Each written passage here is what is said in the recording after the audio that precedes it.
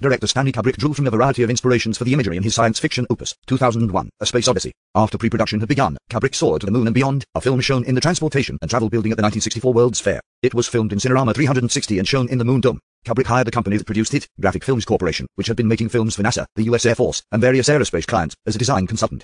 Douglas Trumbull, Large Image Plus artist Douglas Trumbull, though he had no background in film or photography, would combine his background in illustration with an interest in mechanics and the physics of space travel, which greatly impressed Kubrick. Trumbull would become one of several pioneering special effects supervisors on 2001. The film employs a variety of effects techniques, optical compositing, matte painting, special effects creature makeup, and brilliantly detailed miniatures.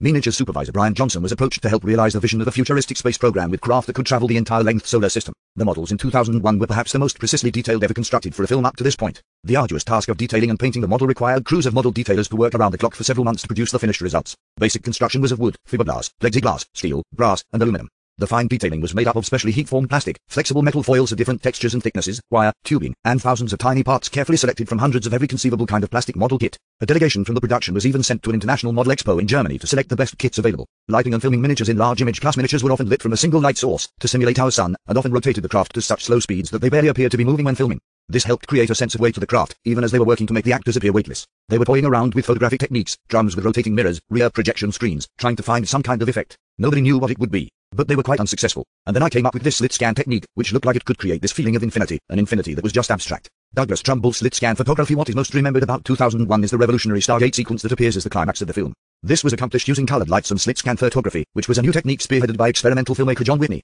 And while Whitney had been creating long exposures on film using flat artwork, Trumbull convinced Kubrick that he could adapt the process three-dimensionally with a moving track acting like an animation stand. The slit scan machine incorporated a motorized camera tracking into a slit behind which illuminated art was manipulated.